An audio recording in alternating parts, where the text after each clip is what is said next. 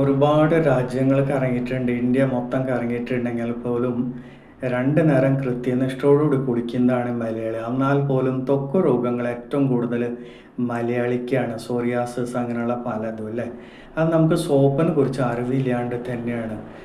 അപ്പം ഈ direct marketing കമ്പനികളിൽ ജോലി ചെയ്യുന്നവർക്ക് മാത്രം അതിനെക്കുറിച്ച് കൂടുതൽ അറിവുണ്ട്.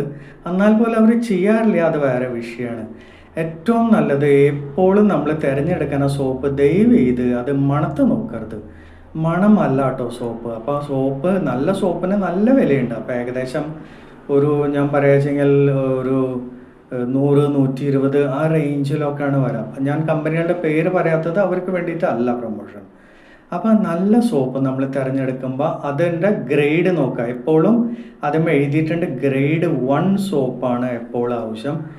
അതിൽ മറ്റേ അതിൻ്റെ കൊഴുപ്പിൻ്റെ അംശം, അപ്പോൾ അതിന് പറയുന്നത് TFM, അപ്പോൾ ട്രാൻസ് ഫാറ്റി മാറ്റർ. അപ്പോൾ ആ മാറ്റർ ഏകദേശം നമുക്ക് 72-78 മുകളിൽ തന്നെ ആയിരിക്കണം. അപ്പോൾ അതാണ് അതിൻ്റെ ഗ്രേഡ് 1ൻ്റെ റേഞ്ച്. അല്ലാതെ തന്നെ കഷായ സോപ്പുകളും ഉണ്ട്.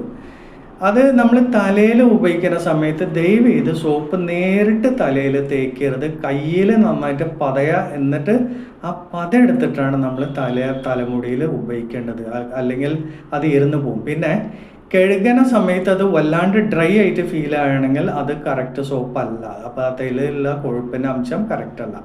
ഒരു എണ്ണമയം ഫീലിംഗ് എന്തായാലും കുളിച്ച് കഴിഞ്ഞതിന് ശേഷവും നമുക്ക് ആ തലമുടിയിൽ ഉണ്ടാവും. അതാണ് യഥാർത്ഥത്തിൽ നല്ല സോപ്പ്.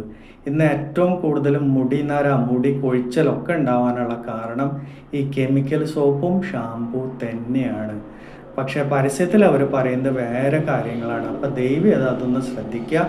നല്ല ക്വാളിറ്റി കാര്യങ്ങൾ ഉപയോഗിക്കുക.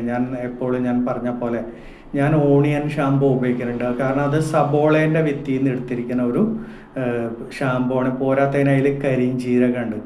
അതൊരു 5-10 മിനിറ്റ് തലയിൽ വിട്ട് കഴിഞ്ഞാൽ തേച്ച് പിടിപ്പിച്ച് ഒരു 5-10 മിനിറ്റ് കഴിഞ്ഞതിന് ശേഷം കഴുകി കളഞ്ഞാൽ അത്ഭുതമാണ് കേട്ടോ. മുടി കൊഴിച്ചൽ അതേപോലെയുള്ള ചൊറിച്ചൽ ഇതിനൊക്കെ എനിക്ക് വളരെ നല്ല റിസൾട്ട് കിട്ടിയിട്ടുണ്ട്. അപ്പോൾ അത് നമ്മൾ ഇങ്ങനത്തെ നല്ല സോപ്പുകൾ ഉപയോഗിക്കുക.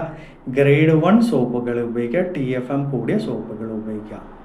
മണം നോക്കിയിട്ട് മേടിക്കരുത്.